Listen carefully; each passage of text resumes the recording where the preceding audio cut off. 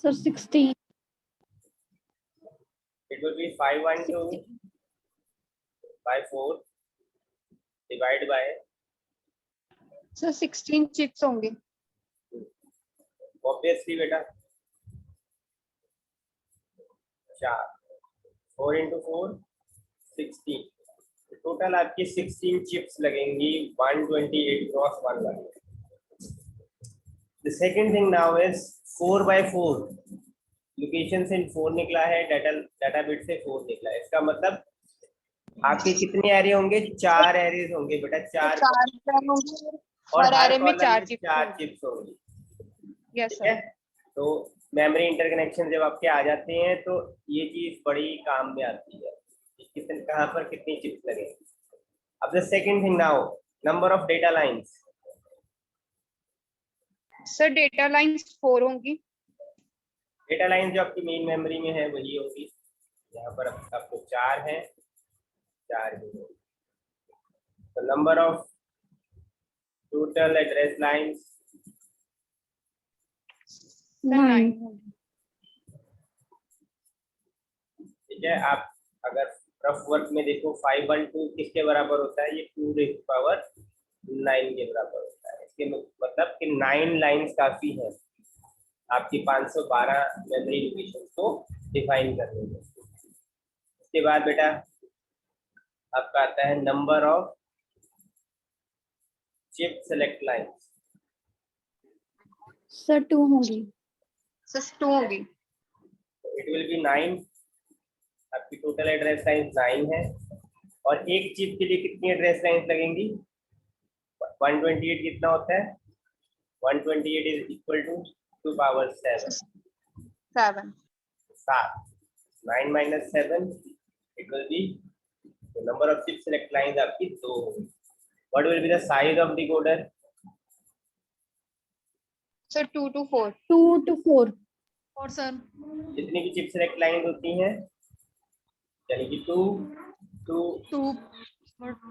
raised by 2 यानी कि 2 to 4 decoder आपका लगेगा.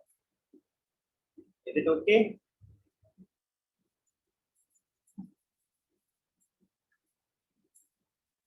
Is it okay?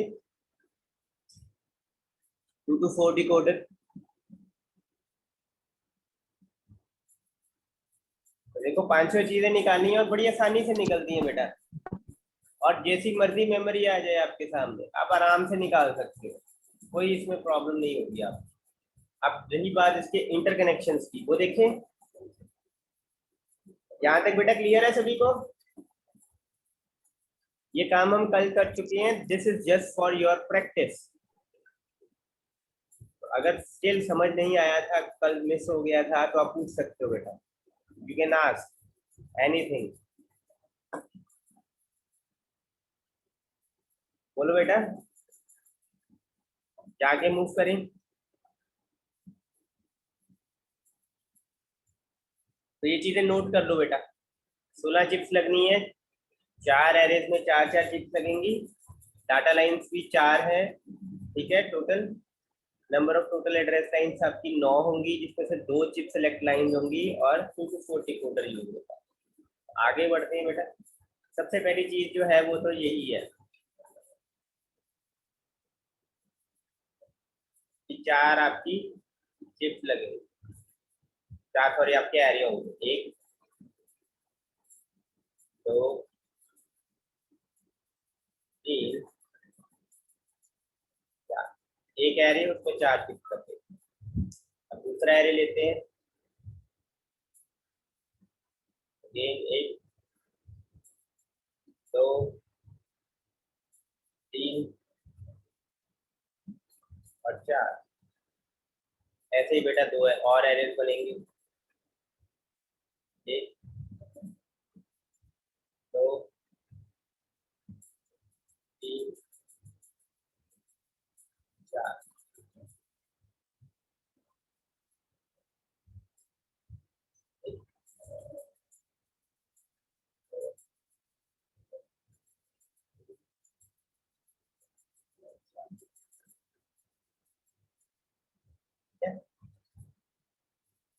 ऑब्वियसली ये सारी चिप्स जो होंगी वो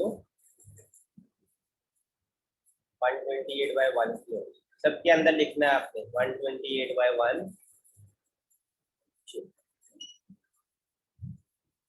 तो हर एक में से बेटा कितने बिट डाटा निकलेगा? एक ही बिट डाटा निकलेगा। एक बिट डाटा यहाँ से, एक बिट डाटा यहाँ से, एक बिट डाटा यहाँ से, एक बिट डाटा यहाँ से। इन सबको कंबाइन करना है आपको। ऐसे कंबाइन कर सकते हो आप, ठीक है। एक लाइन से कंबाइन कर दो या ब्रैकेट से कंबाइन कर दो, आपकी मर्जी, ठीक है। यहाँ से आपका क्या निकलेगा? पहली डाटा बिट निकलेगी D0। सेम बेटा इसके साथ भी करो।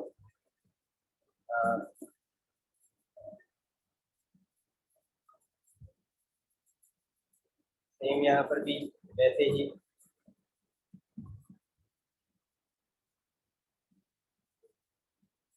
ठीक है, जरूरी नहीं यहाँ से D0 निकालना है, यहाँ से D3 भी निकाल सकते हो आप, आपकी मर्जी है। फिर यहाँ पर ब्रैकेट या ऐसे लाइन बनाओ। यहाँ से D1 निकलेगा अब आपका। दो डाटा बिट यहाँ से निकल गई, दो एरे से। दो डाटा बिट आपकी यहाँ से निकल जाएगी, ठीक है।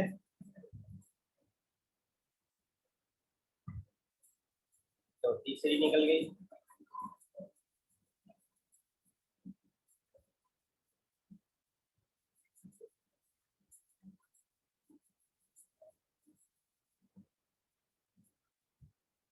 और ये चौथी निकल गई, ठीक है बेटा।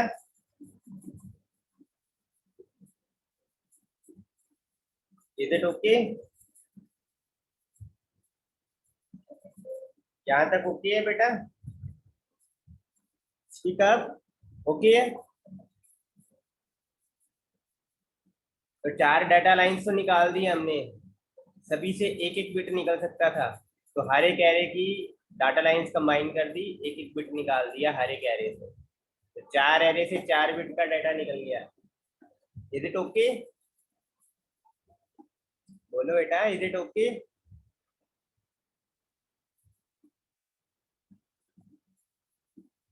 Yes, sir. ओके, आगे मूव करते हैं अब।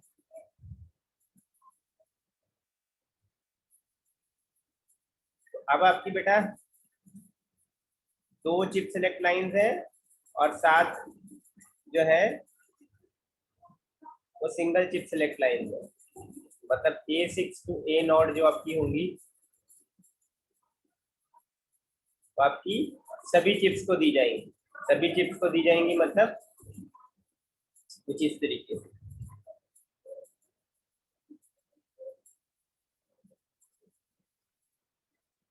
को भी दी जाएंगी।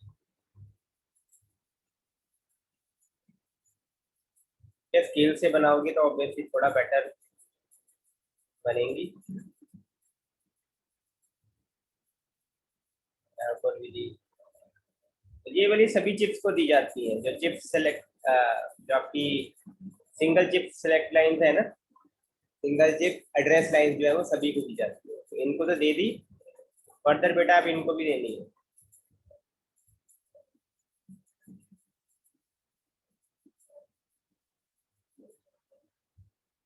को मिल गई, ठीक है।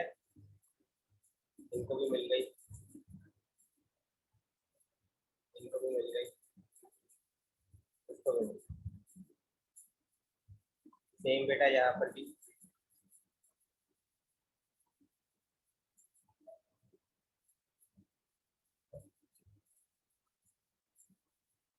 Is it okay?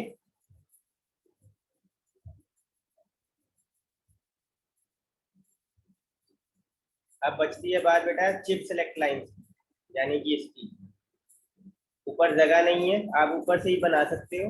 मैं नीचे से बना रहा हूँ क्योंकि ऊपर उतनी जगह नहीं है। तो मेरे पास दो ही लाइन बचती है बेटा चिप सेलेक्ट की। एक सेकंड, कलर चेंज कर देता हूँ मैं इसका।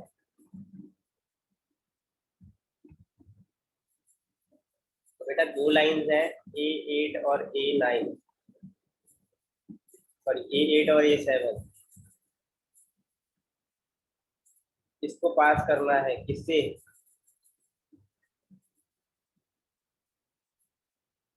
2 to 4 डिकोडर से।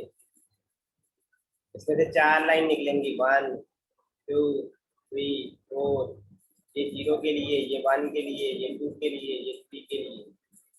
जो 3 वाली होगी वो उठा के जो 3 नंबर की चिप होगी उनको दी जाएगी, जैसे कि ये। ठीक है, थोड़ा सा इसमें जगह कम है, थोड़ा हॉच पॉच हो जाएगा। इसको देनी है, इसको भी देनी है। ठीक है, sorry sorry sorry.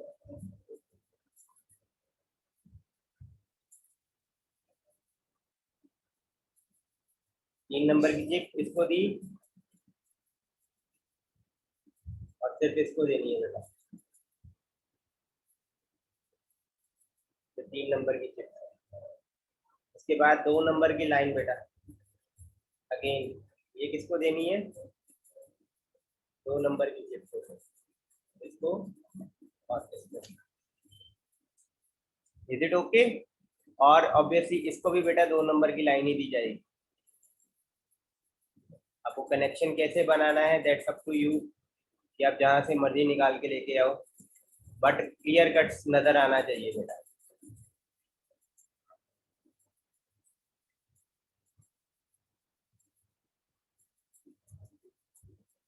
Is it okay? ऐसे ही बेटा नंबर 1 जो पहले रो की चिप है उसमें पहले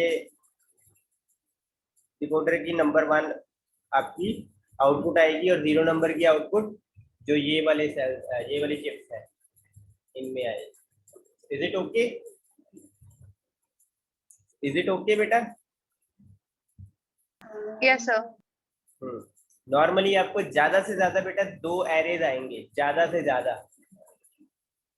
इंटरकनेक्शन बनाने का अगर क्वेश्चन आता है तो सिर्फ ज्यादा से ज्यादा 2 एरेज होंगे उसमें, 4 नहीं होंगे बेटा। तो जैसे हमने कल बनाया था ना,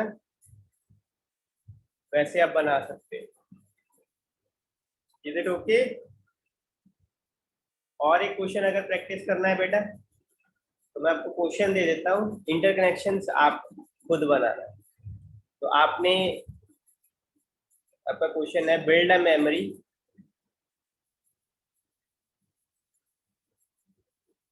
of size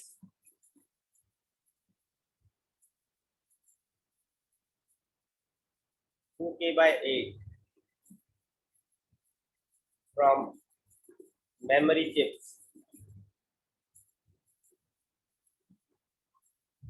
of size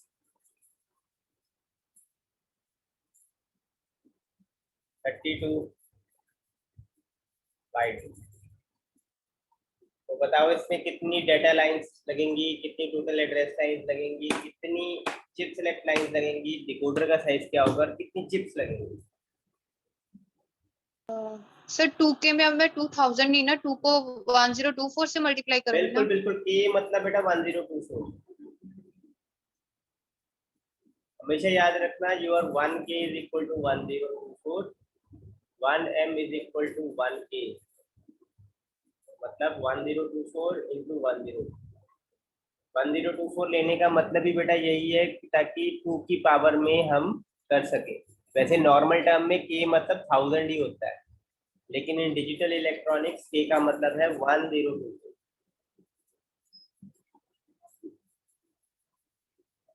बताओ बेटा जल्दी।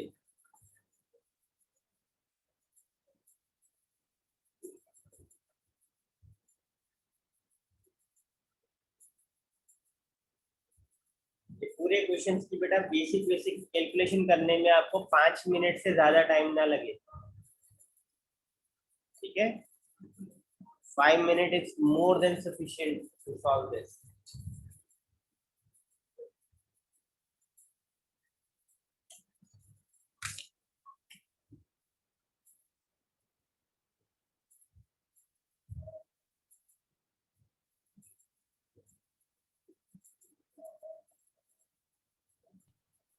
सर 64 चिप्स लगेंगी टोटल, वन एरे वाले जिसमें एक एरे में होंगे 64 चिप्स ही प्रेजेंट होंगी। 64 चिप्स लगेंगी बेटा, दोबारा देख लो एक बार। सर 256 सर 256 चिप्स 256 चिप्स लगेंगी। अब देखो बेटा 2K जो होता है दैट इज इक्वल टू 2048। तो 2048 क्रॉस 8 की मेमोरी बनानी है और चिप हमारे पास 32/2 है। ये जब आप Yes, काटते sir. हो, ये जब आप काटोगे ना तो ये आएगा 64 और ये भी काटोगे आप तो ये आएगा 4। तो 256 आपकी टोटल चिप्स होंगी। और अगर आपको मेमोरी इंटरकनेक्शन बनाने पड़ेंगे तो आप देखोगे कि इसके मेमोरी इंटरकनेक्शन नहीं बनाने हैं बेटा, सिर्फ क्वेश्चन है ये। It will not be possible कि आप 64 चिप वाले 4 एरे बना सको। ये जस्ट एक क्वेश्चन है आपका। तो आपके 4 एरे बनेंगे और हर एक एरे में 64 चिप्स होंगी और इस तरीके से 256 चिप्स बन जाएंगे आप। एड्रेस टाइम Yes, कितनी sir. होगी बेटा? 11 11 वो इसके बेसिस पे होगी ऑब्वियसली, 2048 के बेसिस पे होगी, ठीक है।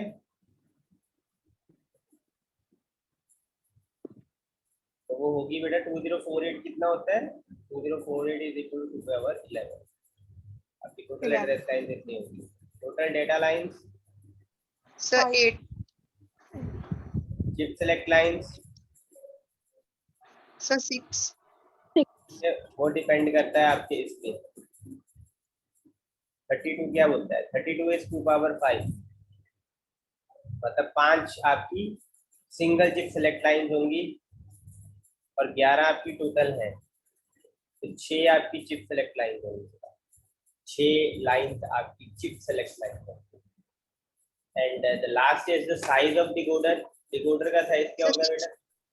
Sir 6 to 6 to 64 64 6 to 64 decoder, right. That's it बेटा। बाकी आप जितने मर्जी क्वेश्चन प्रैक्टिस कर लो बेटा, एक ही बार में आपको समझने से आ गया होगा। जितने मर्जी आप क्वेश्चन प्रैक्टिस के लिए अपनी स्पीड बढ़ाने के लिए कर सकते हो, अपनी गलतियां कम करने के लिए आप प्रैक्टिस कर सकते हो। बाकी कोई खास वेरिएशंस नहीं है इसके क्वेश्चन पे, ठीक है। Yes. ओके बेटा, अब एक चीज मैं और बता देता हूँ क्योंकि ये टॉपिक अब हम स्विच करने वाले हैं, वापस हम अपने सीक्वेंशियल सर्किट्स पे आने वाले हैं। तो हमने बेटा फ्लिप फ्लॉप का एक ब्लॉक देखा था, remember? Flip flop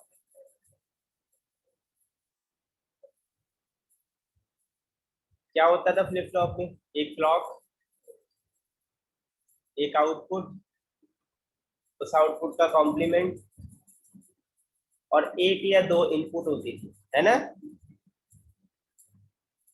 genuine input होती थी आपकी, एक या दो, राइट? यस सर ऐसा ही था बेटा। इसमें ना 2 इनपुट और भी होती है।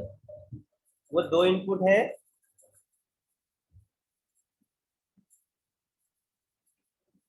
प्रीसेट और क्लियर। अब प्रीसेट और क्लियर का क्या मतलब है वो मैं आपको एक्सप्लेन कर देता हूँ। जब बेटा आपकी ये प्रीसेट चलती है और ये दोनों इनपुट्स जो होती हैं ये क्लॉक पे डिपेंड नहीं करती है। जब आपने दे दिया मतलब ये चलेंगी, तो जब आपने प्रीसेट कर दिया 1 तो आपका फ्लिप फ्लॉप सेट हो जाएगा। Flip flop will be set to 1। और जब आपने क्लियर कर दिया flip flop will be reset और you can say cleared to 0। Is it okay? Is it okay? मतलब कि सर हमने मतलब सपोज मेरा एक फ्लिप फ्लॉप है और इसकी क्लॉक अगली ट्रिगरिंग कब आए मुझे नहीं पता है, बट मैं चाहता हूँ अभी के अभी फ्लिप फ्लॉप मेरा सेट हो जाए, अभी शुरू में ही। ठीक है, शुरू में मेरा फ्लिप फ्लॉप सेट होना चाहिए। मैं नहीं चाहता कि क्लॉक ट्रिगरिंग आए तब जाके सेट हो, मैं इनपुट दूं तब जाके सेट हो। मैं चाहता हूँ जैसे ही मैंने शुरू किया मेरा फ्लिप फ्लॉप मेरे को सेट चाहिए, इसके आउटपुट 1 चाहिए, तो मैं प्री सेट यूज करूंगा ताकि मेरे फ्लिप फ्लॉप के शुरू में आउटपुट 1 आती जाए। और अगर मैं कभी चाहता हूँ कि मेरे फ्लिप फ्लॉप ना रीसेट हो जाए, मैं नहीं चाहता कि जब तक ट्रिगरिंग आए तब जाके रीसेट हो, मैं चाहता हूँ पहले ही रीसेट हो जाए, तो मैं क्लियर यूज करूंगा बेटा, ताकि मेरे फ्लिप फ्लॉप से 0 आउटपुट आनी शुरू हो जाए इंस्टेंटली, इररिस्पेक्टिव कि क्लॉक ने ट्रिगर किया है या नहीं किया है। Is it okay? Is it okay?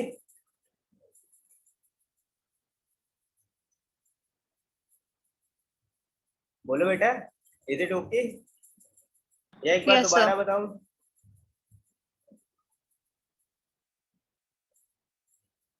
बोलो बोलो। Yes, sir. ओके, तो अब बेटा वीडियो से देखते हैं।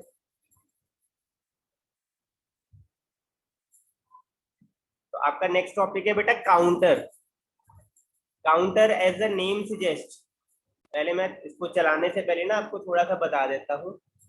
काउंटर का काम क्या है? काउंट करना, एक सीक्वेंस को काउंट करना। जैसे आप करते हो ना 1 to 100, 1 to 10, वैसे ही काउंटर भी काउंट करता है, एक सीक्वेंस काउंट करता है।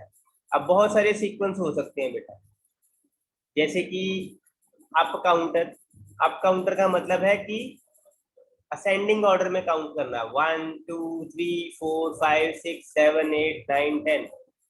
ऐसे ही बेटा होता है डाउन काउंटर, जो उल्टा काउंट करता है डिसेंडिंग ऑर्डर में, 10 9 8 7 6 5 4 3 2 1। ठीक है, तो ऐसे काउंटर बेटा होते हैं, और भी बहुत सारे काउंटर होते हैं, but to give you a perception कि काउंटर होती क्या चीज है। काउंटर काउंट करता है एक सीक्वेंस को, वो सीक्वेंस आपके लिए नेचुरल हो भी सकता है और आपके लिए वो थोड़ा सा अननेचुरल भी हो सकता है। आपका जैसे हमारा नेचुरल सीक्वेंस क्या होता है, हम डेसिमल नंबर काउंट करते हैं 1 2 3 4 5 6 7 8 9 10।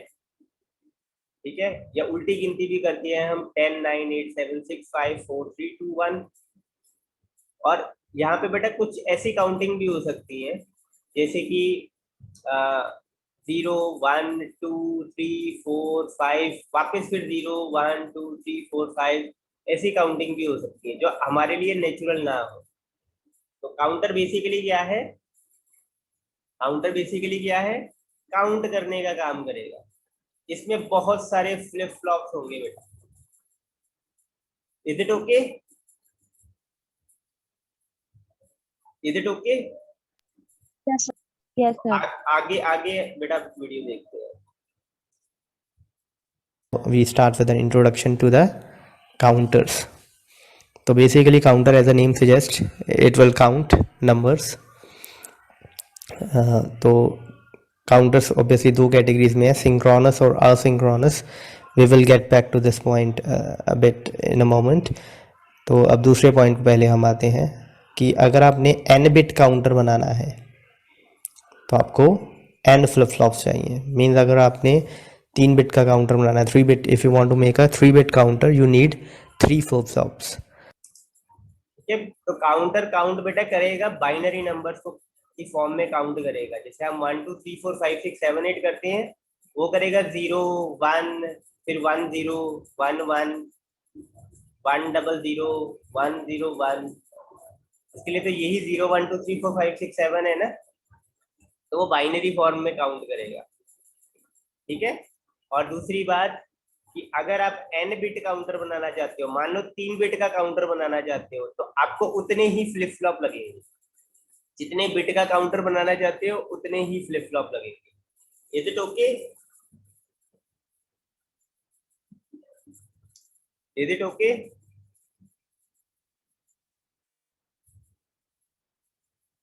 ये बेटा डेफिनेशंस के लिए काम आएगा आपके। एक तो आप कॉन्सेप्ट समझते हो, ऊपर से ये डेफिनेशंस भी आपकी है। अगर आपने 4 बिट काउंटर बनाना है यू नीड 4 फ्लिप फ्लॉप्स, और 5 बिट का बनाना है यू नीड 5 फ्लिप फ्लॉप्स।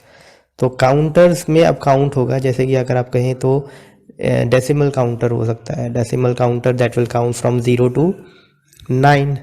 तो 0 1 2 3 4 5 6 7 8 9 काउंट करके वो वापस 0 पर आ जाएगा। सिमिलरली आप ऑक्टल काउंटर बना सकते हैं, that will count from 0 to 7, और हेक्साडेसिमल काउंटर 0 to 15, और BCD काउंटर 0 to 9। आप अप काउंटर भी बना सकते हैं और डाउन काउंटर भी बना सकते हैं। Up counter means that will count in ascending order from 0 to 15 for an example, और डाउन काउंटर मीन्स जो 15 to 0 को जाएगा और 0 के बाद वापस रिवर्स ऑर्डर में 15 में आ जाएगा। 15 14 13 12 so on 2 1 0, और 0 के बाद वापस 15। नेक्स्ट अप, यहाँ तक बेटा ओके है सब? यहाँ तक बेटा ओके है सब? Yes, sir. Yes, sir. जो चीज़ है n बिट काउंटर, बेसिकली अगर आप 4 बिट का काउंटर बनाते हैं तो ये टोटल 16 डिजिट काउंट कर सकता है, because you know the property 2 raised to power n। तो इतने डिजिट्स आप बना सकते हैं, इतने डिजिट्स आप काउंट कर सकते हैं उस काउंटर से। अगर आप 3 बिट काउंटर बनाते हैं तो 2 power 3 आपके टोटल 8 डिजिट होंगे, और अगर n बिट काउंटर है तो टोटल d डिजिट्स होंगे, and you can count from 0 to d minus count कर सकते हैं। ऑब्वियसली अप काउंटर होगा तो 0 to d-1, डाउन काउंटर होगा तो d-1 to 0। तो बेसिकली अगर आपने हेक्साडेसिमल काउंटर बनाना है तो 16 डिजिट्स होंगे, तो आपको 4 बिट काउंटर की ज़रूरत पड़ेगी। ऑक्टल बना रहे हो तो ऑब्वियसली 8 डिजिट हैं तो 3 बिट का काउंटर चाहिए।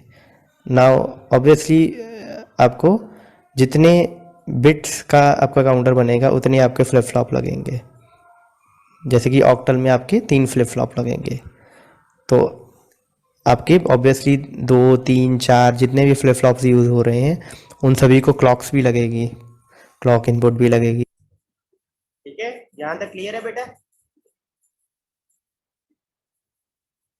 यहाँ तक क्लियर है? Yes, sir. ओके। अब बेटा जो वो ये वर्ड दिख रही है आपको, सिंक्रोनस और असिंक्रोनस, आपकी 2 कैटेगरीज में आते हैं ना काउंटर, तो ये डिपेंड करता है बेटा क्लॉक के ऊपर। तो आगे देखते हैं कि कैसे और कब क्लॉक इनको ट्रिगर कर सकती है, तो उस बेसिस पे ये 2 कैटेगरीज में डिवाइडेड है। तो अब हम पहले पॉइंट पे वापस आते हैं। The categories, one is synchronous and other is asynchronous. तो इसका मतलब ये है कि अगर आपके जितने भी फ्लिप फ्लॉप्स हैं काउंटर में, अगर उनको सभी को सेम क्लॉक इनपुट दी जा रही है, एक ही क्लॉक जो सभी को इनपुट दी जा रही है, तो आपके वो काउंटर सिंक्रोनस होगा। समझ में आया बेटा? मान लो आपके 4 फ्लिप फ्लॉप हैं आपके काउंटर में, सभी के लिए एक ही क्लॉक यूज हो रही है। जैसे मान लो आप 4 बच्चे एक कमरे में हो, उस कमरे में एक ही क्लॉक है और आप उसी क्लॉक को देख सकते हो, उसी क्लॉक से आप टाइम नोट कर सकते हो, तो आप चारों क्या हो? सिंक्रोनस हो, सिंक कर रहे हो आप एक ही क्लॉक से, ठीक है।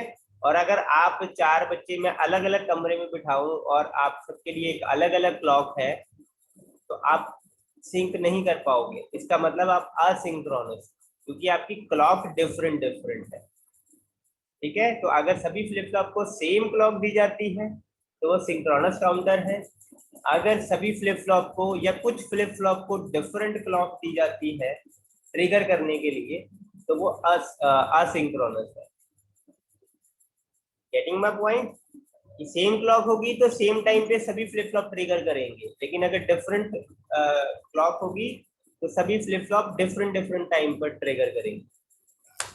अगर सभी को अलग अलग क्लॉक इनपुट दी जा रही है, then that flip flop that counter is asynchronous. तो ऑब्वियसली क्लॉक सेम है, सभी एक ही टाइम पर ट्रिगर करेंगे, सभी में सिंक होगा सभी फ्लिप फ्लॉप में, that is why they are called synchronous. और अगर सभी को अलग अलग क्लॉक मिल रही है तो वो सिंक नहीं होंगे एक ही क्लॉक से, and that is why they are called asynchronous. This is obviously the third and fourth point. Now next, normally हम जब काउंटर्स बनाते हैं तो जेके फ्लिप फ्लॉप या टी फ्लिप फ्लॉप यूज़ करते हैं. द मोस्ट ठीक है, जेके और टी फ्लिप फ्लॉप ही ज्यादातर यूज होते हैं काउंटर्स बनाने में, लेकिन आप जेके को ना यूज करके टी फ्लिप फ्लॉप यूज करो तो वो बेटर रहेगा. इसका रीजन बेटा क्या है वो लेटर ऑन जब हम एक दो काउंटर करेंगे तो आपको पता लगेगा. और कभी कभी बेटा कुछ स्पेसिफिक काउंटर ऐसे भी हैं जिनके लिए हम डी फ्लिप फ्लॉप यूज करें तो वो ज्यादा बेटर रहता है. वैसे हम कोई भी काउंटर किसी भी फ्लिप फ्लॉप से बना सकते हैं, लेकिन आसान रहता है अगर हम टी या डी फ्लिप फ्लॉप यूज करें, क्योंकि एक तो इनपुट कम है हमारे पास, एक एक इनपुट है, ठीक है, और दूसरा बेटा इसकी कॉम्प्लेक्सिटी उतनी कम हो. ठीक है, यहां तक बेटा ओके है सब? Yes, sir. Common representation of flip flop JK ही यूज़ करते हैं हम, but I will personally recommend कि टी फ्लिप फ्लॉप यूज़ किया जाए. That will reduce the complexity of building the excitation table. So उसके बाद एक्सेप्शंस भी हैं, कुछ आपके काउंटर्स होंगे जो डी फ्लिप फ्लॉप से ही ज़्यादा बेटर तरीके से बन सकते हैं आपके.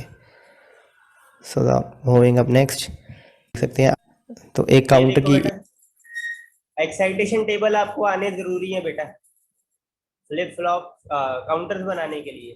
तो मैं यहाँ पर एक एग्जांपल दी जा रही है 3 बिट का काउंटर.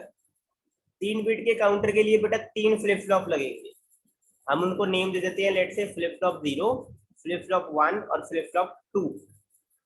तो 3 फ्लिप फ्लॉप लग गए और तीनों फ्लिप फ्लॉप से आउटपुट निकल के आएगी.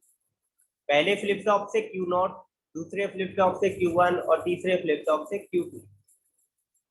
और बेटा काउंट तो ये तीनों फ्लिप फ्लॉप इकट्ठी इनकी आउटपुट देखेंगे तो हमें काउंट पता लगेगा. जैसे तीनों फ्लिप फ्लॉप से आउटपुट आ रही है 0 0 0. तो अगर मैं अप काउंटर बना रहा हूँ तो अगली आउटपुट क्या आनी चाहिए बेटा अगली क्लॉक पे? 0 0 1. अगर मेरी इनपुट इस टाइम पे करंट आउटपुट है 0 0 1 तो इसके बाद क्या आना चाहिए? 0 1 0. या जैसे आप ट्रुथ टेबल बनाते हो ना वैसे ही है सेम. और लास्ट में बेटा जब मैं एंड पे पहुंच जाता हूँ 1 1 1 जो 7 को रिप्रेजेंट कर रहा है, मैक्सिमम डिजिट पे पहुंच गए हम, तो अगली आउटपुट क्या आएगी? 0 0 और 0. Is it okay? तो इसमें बेटा एक्साइटेशन टेबल की बहुत बड़ी जरूरत है. गॉट दिस पॉइंट बेटा? तो बेटा आपके पास आज का दिन है और कल संडे है, तो टी और डी फ्लिप फ्लॉप के और जेके फ्लिप फ्लॉप के एक्साइटेशन टेबल बेटा जरूर पढ़ लेना. Is it okay? Is it okay? Yes, sir. और बाकी मंडे को यहीं से कंटिन्यू करेंगे. काउंटर की बेसिक चीज आपको पता लग गई है कि काउंट करना होता है हमने एक सीक्वेंस में. तो बस ये बताना है कि करंट आउटपुट ये है तो नेक्स्ट ये आनी है. बस फर्क इतना है कि करंट आउटपुट में बहुत सारे फ्लिप फ्लॉप की आउटपुट है और नेक्स्ट आउटपुट में भी बहुत सारे फ्लिप फ्लॉप की आउटपुट है. बस इसमें एक फ्लिप फ्लॉप नहीं है, इसमें ज्यादा फ्लिप फ्लॉप है. बस इतना सा डिफरेंस है बेटा, बाकी सब सेम है. Getting it? इसको कॉम्प्लेक्स तरीके से नहीं देखना है, बस इतना देखना है कि बहुत सारे फ्लिप फ्लॉप है. बस ये करंट है, ये नेक्स्ट चाहिए, कैसे लेके आनी है वो बाद में देखते हैं अभी next lecture. Is it okay?